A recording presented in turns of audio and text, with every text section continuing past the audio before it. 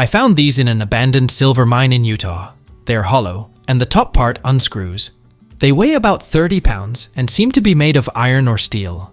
My family bought the land when the mining company went bankrupt. Mineral rights and everything on the land were included in the sale. They bought it for pennies on the dollar a super long time ago. I finally got to go out and see it for the first time a few weeks ago. I don't really know anything else about it. Any ideas? These are definitely mercury flasks from the 1800s. Mercury is mixed with gold-containing materials, forming a mercury-gold amalgam, which is then heated, vaporizing the mercury to obtain the gold.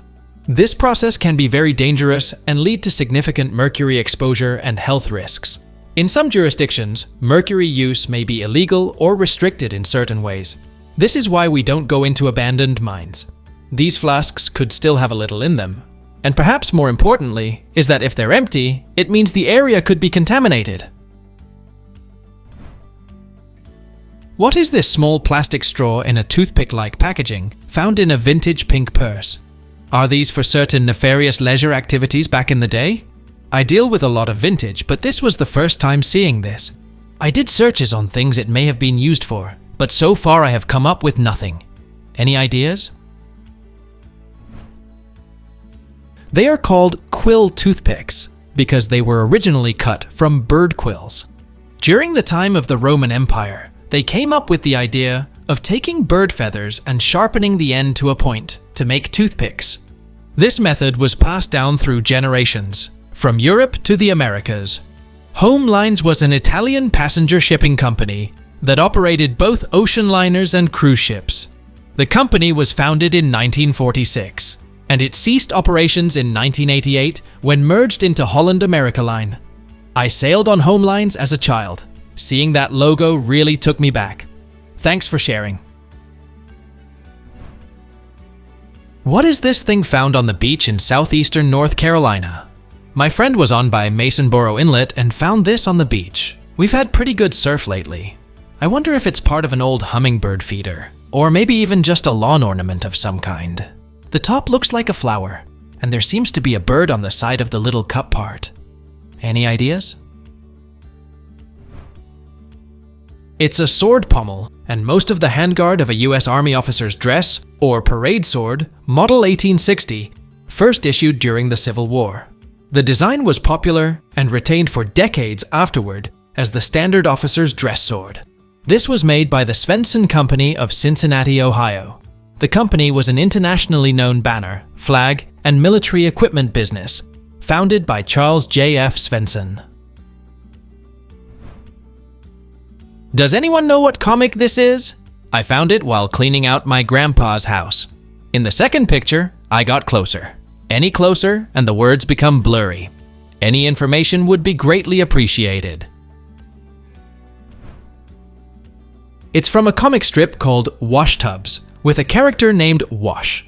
Here's a clipping from February 25th, 1938. Wash Tubs is an American daily comic strip created by Roy Crane that ran from April 14th, 1924 to 1949. It's the first true action adventure comic strip. I have access to newspapers.com, which allows full-text searches. What are these smallish metal things? My mom loved to buy interesting things, and we are going through some things now. I have no clue what these are. Each is around 3 inches long, 1.5 inches wide, and 1.5 inches tall. No maker's mark or any writings I could find on all of them. I really appreciate any help you can provide. These are antique corn cob holders, made by F.P. Flager & Son of New Haven, Connecticut, and patented on September 8, 1896. The holders are designed to securely hold corn on the cob, making them perfect for any summer barbecue or dinner party. What's up with these glasses? And how are they supposed to be used? They were in a box found of my dad's stuff, and he was in Vietnam. Any ideas? They are glasses inserts for the M17 series protective gas mask that were designed and produced in 1959. They fit around the eye cups. We wore them all through the 1980s. They were always a pain in the ass to put in, and the vision correction was awful. Full auto mode is the only chance you'd have to hit anything wearing those inside a gas mask. All the others I got later on for different masks were very different. What is this thing I found in a thrift store in Texas?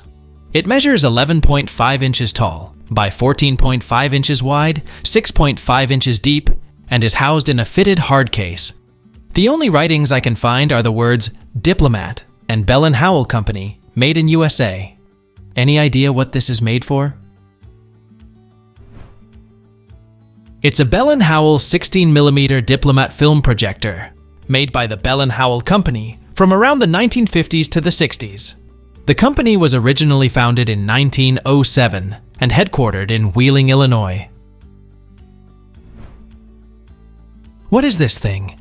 I've seen them on old cars, and I always thought they were tie-down points for gear on the roof, or maybe they're just hood ornaments. Does anyone know what it is or what it's for?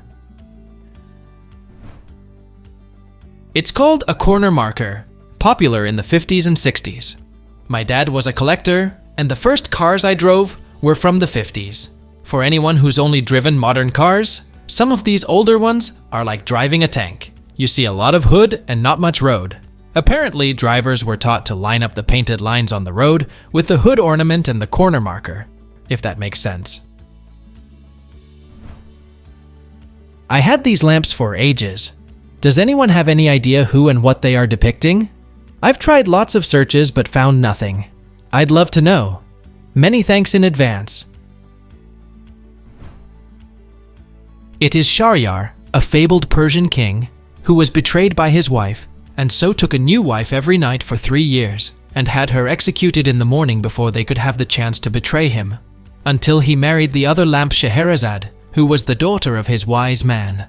Every night she told him a new story that ended on a cliffhanger. He would need to let her live if he wanted to know the ending of the story.